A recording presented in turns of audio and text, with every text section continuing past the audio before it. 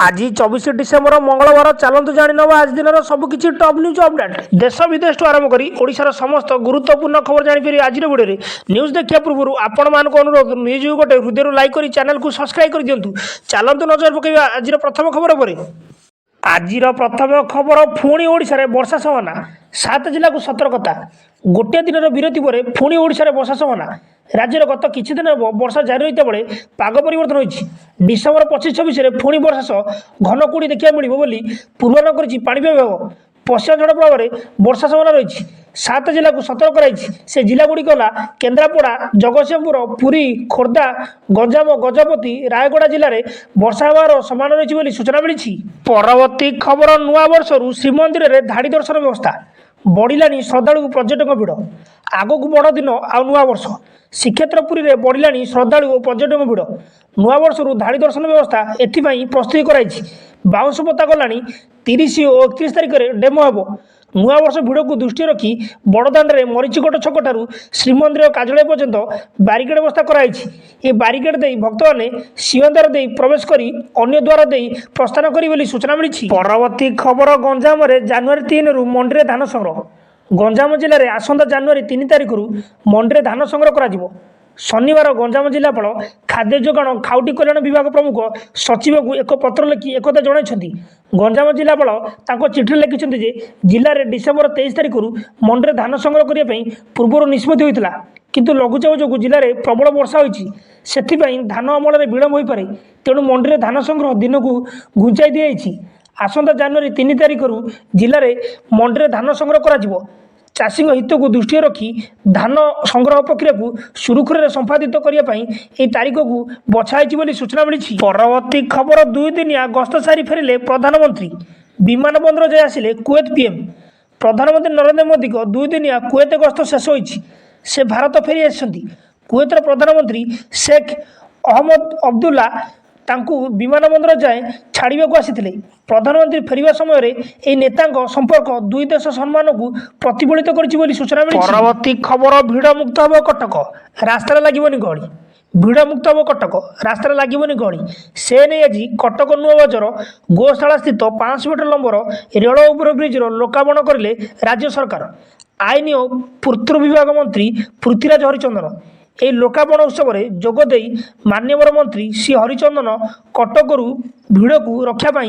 কাঠযোড়ী নদী উপরে আউ 2টি ব্রিজর পরিকল্পনা করাইছি জুডিশিয়াল একাডেমি ঠারু ত্রিশুলিয়া পর্যন্ত 4 থেকিয়া রাস্তা করা যাব এবং জুডিশিয়াল একাডেমি ঠারু জোব্রা পর্যন্ত 6 থেকিয়া রাস্তা করা যাব বলি সূচনা মিলিছি। পরবর্তী খবর পঞ্চম ও অষ্টম পরীক্ষা পাই নিয়ম কড়াকড়ি এণিকি ফেল হেলে পরবর্তী শ্রেণীକୁ যাই পারিবেনি पंचम और अष्टम श्रेणी में पढ़ुवा पिला नुआ जारी है नुआ नियम श्रेणी में पढ़ुवा पिला परीक्षा फेल हेले परवर्ती श्रेणी को जापर एने सूचना जारी कर केंद्र शिक्षा सचिव संजय कुमार बोली सूचना मिली। परवर्ती खबर जानुरी प्रत्येक मासरे मिल राशन सामग्री जानुरी पहलू हिताधिकारी को प्रत्येक मासरे मिल राशन पूर्वर 3 मासरे थरे मिलूला राशन सामग्री सरकार यही बड़ घोषणा पर हिताधिकारी मध्य खुशी लहरी खेली जाइए एपरी स्थिति रे डीलर माने ठीक समय साधारण बंटन सामग्री उठाइबा और बंटन प्रक्रिया को त्वरान्वित करने अधिक गुरुत्व दिज्व एने राज्य खाद्य जोगाण और खाउटी कल्याण मंत्री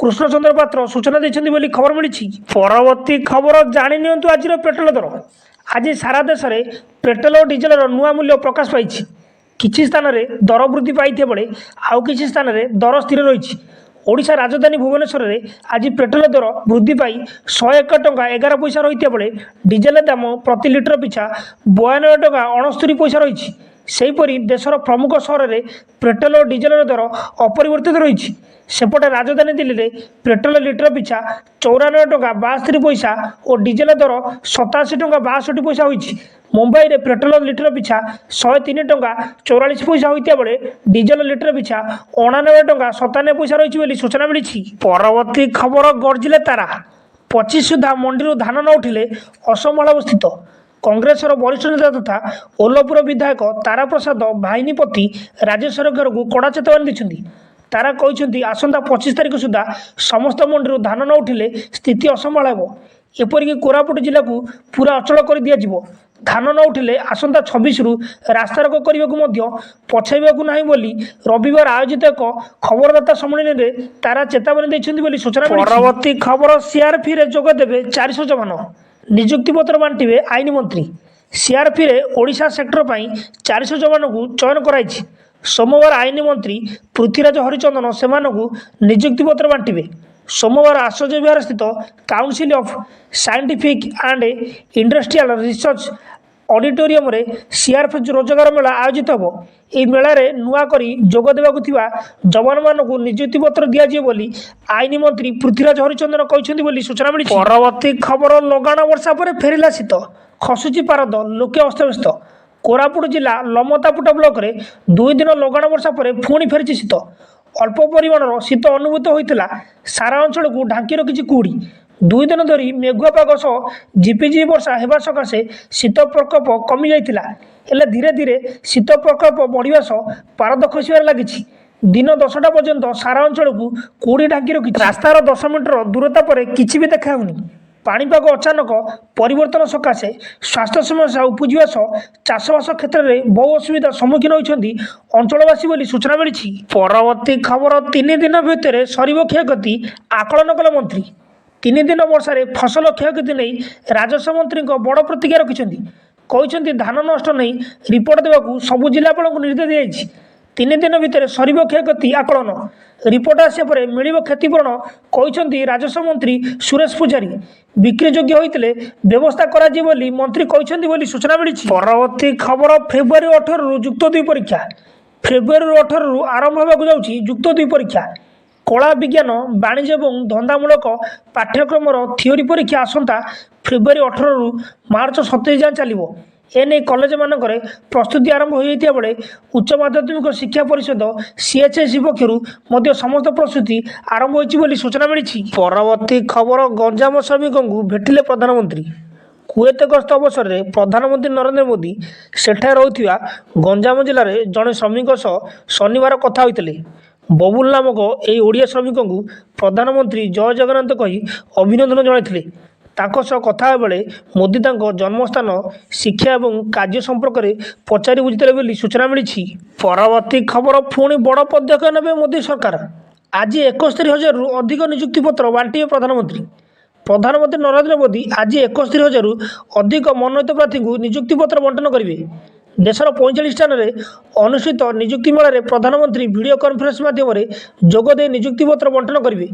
ନିଯୁକ୍ତି ପତ୍ର ପାଇବାକୁ ମନୋନୀତ ପ୍ରାର୍ଥୀ କେନ୍ଦ୍ର ସରକାରଙ୍କ ଗୃହ ମନ୍ତ୍ରଣାଳୟ, ଡାକ ବିଭାଗ, ଉଚ୍ଚଶିକ୍ଷା ବିଭାଗ, ସ୍ୱାସ୍ଥ୍ୟ ବିଭାଗ ଓ ଅର୍ଥ ବିଭାଗ ସହ ଅନ୍ୟାନ୍ୟ ବିଭାଗ ଲାଗି କାମ କରିବେ। ଏହି ଅବସରରେ ପ୍ରଧାନମନ୍ତ୍ରୀ ଉଦ୍ବୋଧନ ଦେବାର ମଧ୍ୟ କାର୍ଯ୍ୟକ୍ରମ ରହିଛି ବୋଲି ସୂଚନା ମିଳିଛି। ନ୍ୟୁଜ୍ଟି ଏଇଠି ସମାପ୍ତ ହୋଇଛି। ନ୍ୟୁଜ୍ଟି ଭଲ ଲାଗିଥିଲେ ଆପଣମାନଙ୍କ ଅନୁରୋଧ, ନିହାତି ଭାବେ ନ୍ୟୁଜ୍ ଗୋଟେ ଲାଇକ୍ କରି ଚ୍ୟାନେଲକୁ ସବସ୍କ୍ରାଇବ୍ କରିଦିଅନ୍ତୁ।